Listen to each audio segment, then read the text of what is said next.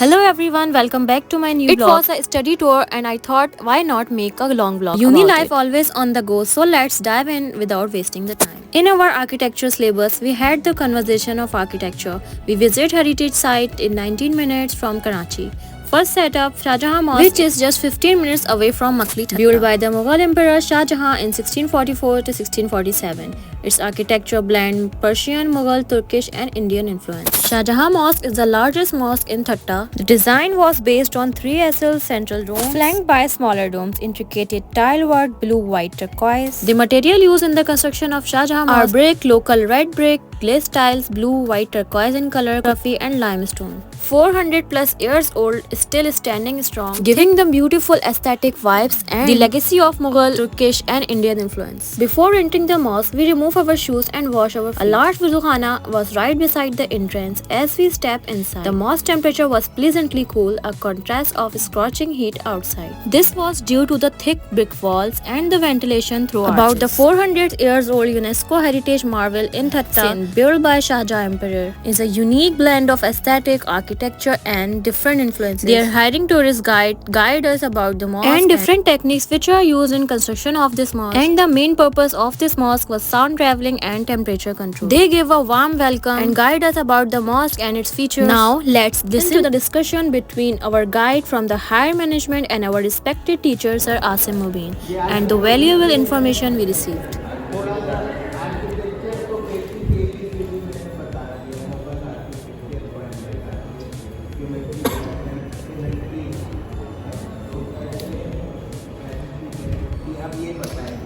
अस्सलामुअलैकुम। मेरा नाम की तरफ से आपको वेलकम करता हूँ कि आज हमारी विज़िट हो रही है शाहजहां मॉस्क ठट्टा।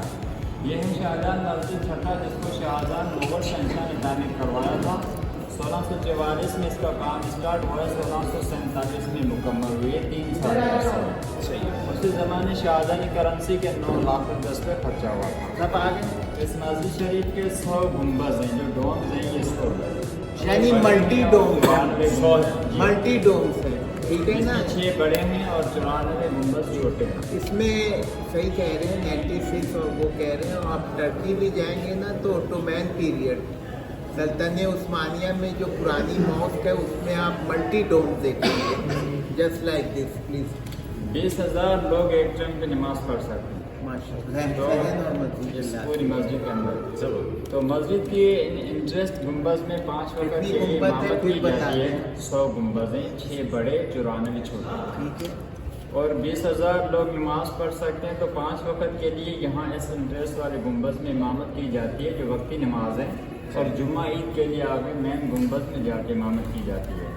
तो मस्जिद शरीफ के 100 गुंबजों के अंदर जो रेनोवेशन की गई है उसमें ना लोहा है ना सीमेंट है, बगैर लोहे बगैर सीमेंट के चूने चोरोली और ईंटों पे काम किया गया है। पहले जैसा बना हुआ था उसी तरह का बना है। ये हेरिटेज लिस्ट में बिल्कुल बिल्कुल प्रोटेक्टेड। तो मस्जिद शरीफ में उसी ज़माने से आज तक की ये ख़ास बात है कि पंखा नहीं है। जितनी गर्मी होती है इतनी ये बच्चों ने आकर पहले ही कहा कि ठंडक। इसकी बुनियाद जो है वो 5 से 8 फुट नीचे पत्थर पे है, और बाकी जो काम है वो फाउंडेशन बिलो सब स्ट्रक्चर। 20,000 लोग नमाज को पढ़ सकते हैं, लेकिन उस ज़माने में लाउड स्पीकर माइक सिस्टम नहीं था। तो आर्किटेक्ट ने मेन गुंबज के अंदर बर्नर एको सिस्टम रखा था कि इमाम वहाँ खड़ा होकर तिलावत करे तो आवाज़ सारे गुंबज से घूम कर एंड तक सुनाई जाए। उस गुंबज में एको भी हो जाती है, वो आवाज़ गुंबज बाय गुंबज एंड तक भी सुनाई जाती है। 10 स्टाइलों में जो काम किया गया उसको राजस्थानी, मुल्तानी और हालात सिस्टम किया जाता है। ऊपर डिज़ाइन की गई है, इसको मुल्तानी स्टाइल किया जाता है जो पॉइंट की गई है, और पत्थर पर डिज़ाइन पुरानी या फारसी के इस स्टाइल को बहुत यूज़ करते हैं। अभी पहले जो टाइल लगी हुई थी हाला, अभी जो लगा रहे हैं रेनोवेशन में इसको तो इसमें रिसर्च की गई है कि मस्जिद को 400 साल सतह की वजह से नीचे में जो रोड रास्ते बाद में बने हैं वो पर, तो मस्जिद जो है पानी सिटी का मस्जिद की तरफ आ रहा है। उस टाइम की वजह से इसको ज़्यादा नुकसान हुआ है, इसको डाइवर्ट करना पड़ेगा। हाँ, पूरी मस्जिद के बाहर से उन्होंने ड्रेनेज सिस्टम बनाया है जिसको मेन ड्रेनेज तक ले जा रहे हैं, ताकि डाइवर्जन होने के बाद ये अंदर का काम स्टार्ट है। सेम थोर और सीपेज का मसला ना रहे और ये महफूज रहे सिस्टम। जो वजू खाने बने हुए हैं इंटरेस्ट जो वजू में हमें लगता है पहले तालाब नुमा था, जैसे बादशाही मॉस लाहौर और दिल्ली, लेकिन वो अब बंद कर दिया है। नहीं इसी तरह है ये तालाब जैसे बना हुआ ना, और चैनल बने हुए हैं कि आप करें तो चला जाए। राउंडिया सिस्टम लगाइए इसमें, नलके का सिस्टम नहीं। जैसे तालाब था, जैसे जैसे वो हाँ, तालाब तो दिल्ली का आप देखें ओल्ड मॉस और लाहौर का, तो उसमें भी पौंड होता है और आप वजू करके चैनल बाहर जो गार्डन के एरिया है ये शाहजहां के दौर में नहीं बनी थी, ये पूरा गांव था। ये 1971 में जुल्फ़िकार भुट्टो साहब ने गार्डन लैंडस्केपिंग जो मस्जिद जो है वो शाहजहां ने बनवाई। बस ये मेन है ना इसका, मैन आगे चले आ जाए आगे देख लें फिर। Now we move forward to the another part of the mosque and explore the architectural techniques. सामने जो क्रॉसिंग है ये दोनों तरफ से टेढ़े हैं और इस तरफ वाला स्लैब है। इसकी क्या है आपके इधर में इसके बारे में क्या है? क्योंकि तकरीबन एक साल के अंदर हमारे पास बाहर ममालिक से भी 1200 से फॉरेनर भी आ रहे हैं। तो ये देखिए इसमें कोई खरिया नहीं है, इसी डायमेंशन जो है ना थोड़ा सा वो कहते हैं कि भाई इसको इसी तरह टेढ़ा रखा है और इसको स्लैम रखा है, इसकी वजह क्या है? ये सीधा रखा गया है और वो टेढ़ा हो दोनों तरफ से। वो ज्योमेट्री के शुरू में आर्किटेक्ट ने इसीलिए टेढ़ा रखा है कि हवा की क्रॉसिंग के लिए और आवाज की सप्लाई के लिए। भी बता दूं, जैसे आगे जाएंगे आपको ग्रीक आइनिक कॉलम मिलेगा, तो वो ट्विस्ट होता है, तो कॉलम पे जो कैपिटल बेस कैपिटल जो ट्विस्ट रखा है कॉर्नर पे, फिर इसको कैन एंगल ऑफ बॉलीवुड कहते हैं। वो ट्विस्ट कॉर्नर पे इसलिए रखा है कि आप 360 डिग्री से देख सकें, और ये जो रखा है गुड वेंटिलेशन के लिए। तो इसके लिए दूसरा ये सवाल भी आर्किटेक्ट ने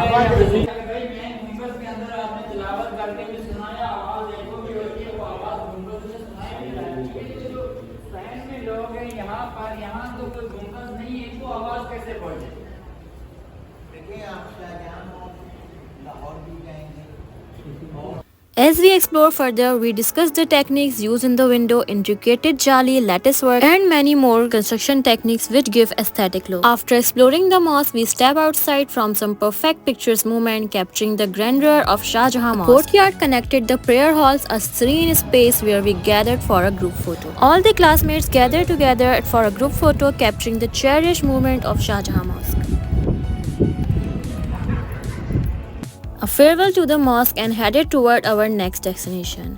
A 15 minutes drive away from the Shah Jahan Mosque. Along the scenic route, we marvel at the lush greenery, sprawling plots and charming farms. After a 15 minutes drive, we arrived at Makli, where the Makli Metropolis office welcomed us.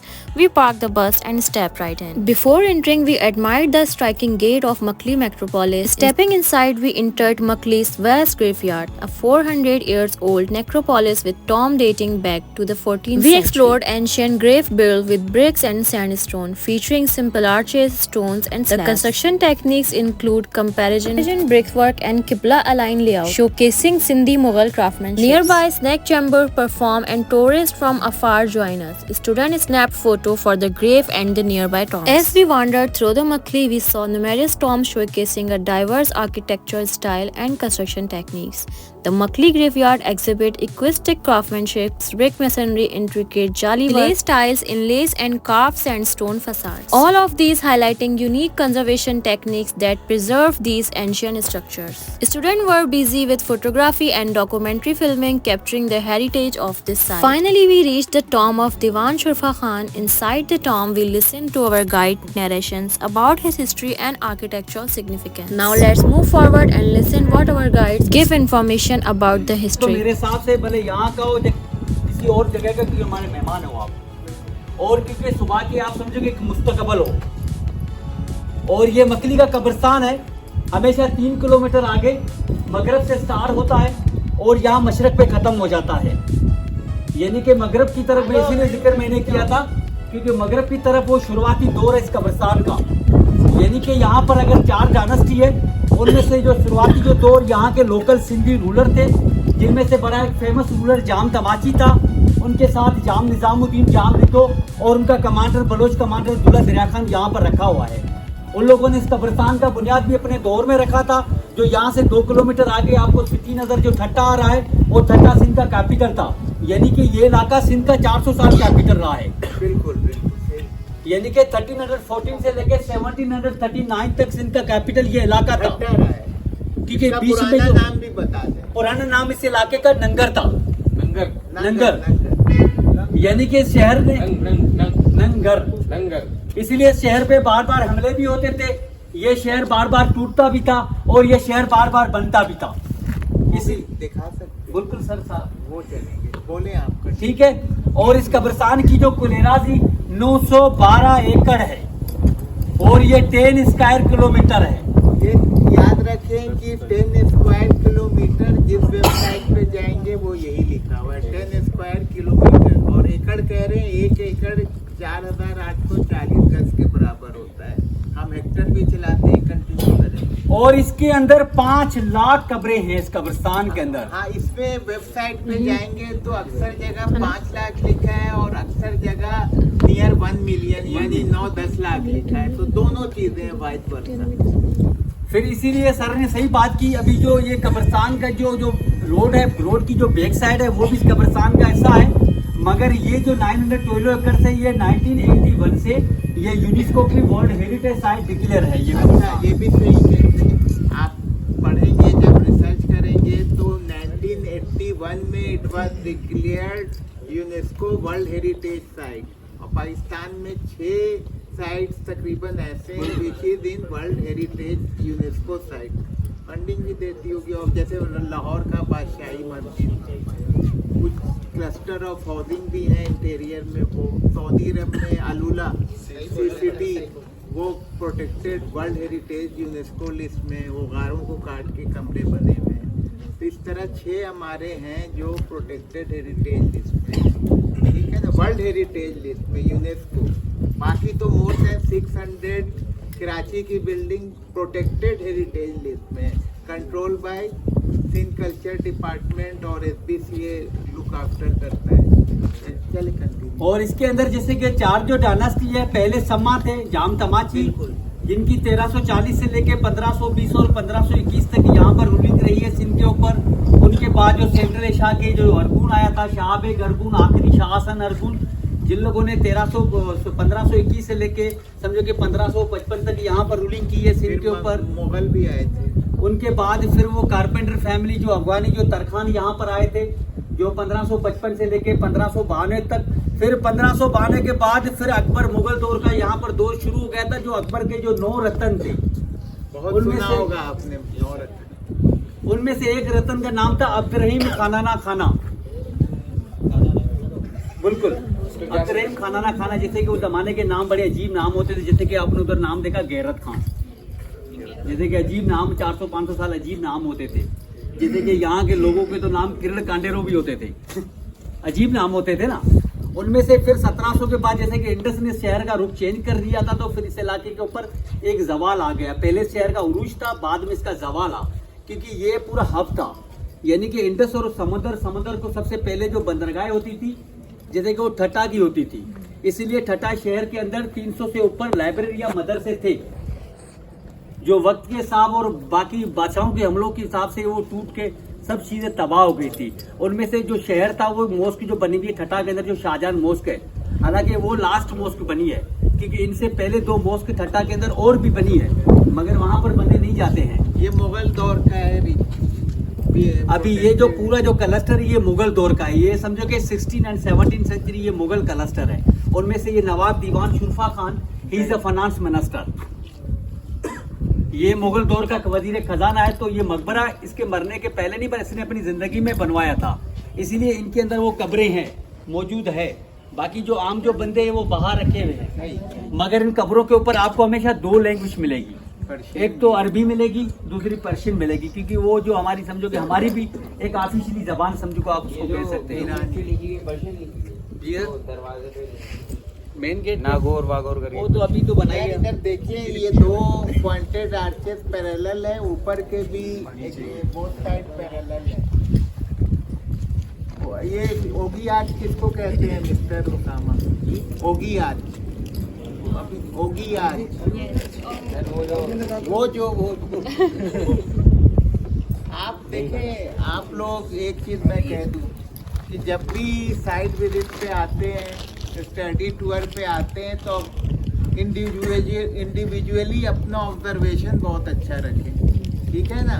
क्या सुनो, इधर कहीं भी जाओ world over, observation सही होगी तो चीज़ों को समझोगे, वरना नहीं समझोगे। अगर केस स्टडी पे आते हो, your observation should be strong. Very good, very nice. ठीक है, चलें उस पे, चलें जी, आ जाओ उस पे।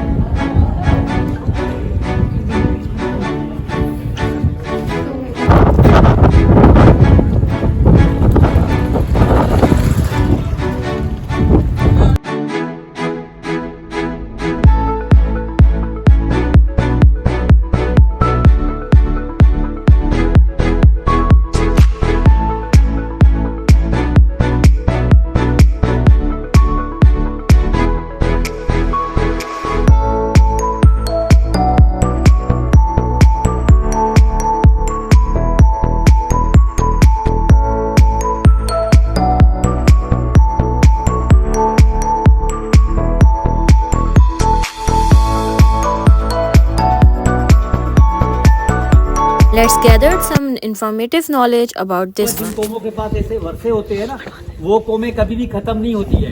वो कौमें पूरी दुनिया में जाने जाती है, क्योंकि हमारे पाकिस्तान के अंदर, जैसे कि सर ने आपको बताया, 6 यूनेस्को की साइटें हैं। उनमें से 2 साइटें सिंध की है, एक मोहनजोदड़ो है, एक मकली है, जो पूरी दुनिया में जानी जाती है। इसलिए इस मकली कब्रिस्तान में पूरी दुनिया के लोग यहाँ पर आते हैं। और ये ईसा खान तरखान सेकंड का टोम है, जो 1612 से लेके 1644 तक ये गवर्नर था। दादा का भी बता देंगे। जैसे कि यहाँ पर ये ईसा खान तरखान सेकंड, इसको मैंने, क्योंकि इनका जो दादा ईसा वन जो था, वो तरखान डायनेस्टी का किंग, तरखान डायनेस्टी का रूलर था। बाद में तरखान और मुगलों के साथ ये इंडिपेंडेंट यहाँ पर सिंध के ऊपर रूलर रहे। यानी कि यहाँ से जो इंडस, यहाँ से जो तजारत, इसीलिए ठटा मशहूर है, जो डायमंड और गोल्ड की तजारत के हिसाब से। आप बोलते हैं, सुनो बेटा।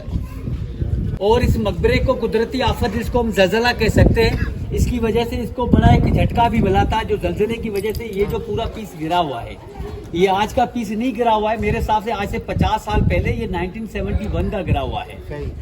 फिर ये 1972 में इस पे तकरीबन 20% इस पे बड़े पैमाने पे रिस्टोरेशन का भी काम हुआ है। बिल्कुल। इसके अंदर ऐसे भी 16 तकरीबन पिलर्स है, जो बाद में चेंज किए हुए हैं। फिर ये 1981 में फिर ये यूनेस्को की साइड ये डिक्लेयर हो गई है। ये 2 स्टोरी टोम है टोटल। ये पूरा मकली 1981 में यूनेस्को वर्ल्ड हेरिटेज लिस्ट में डिक्लेयर हो गया। 81।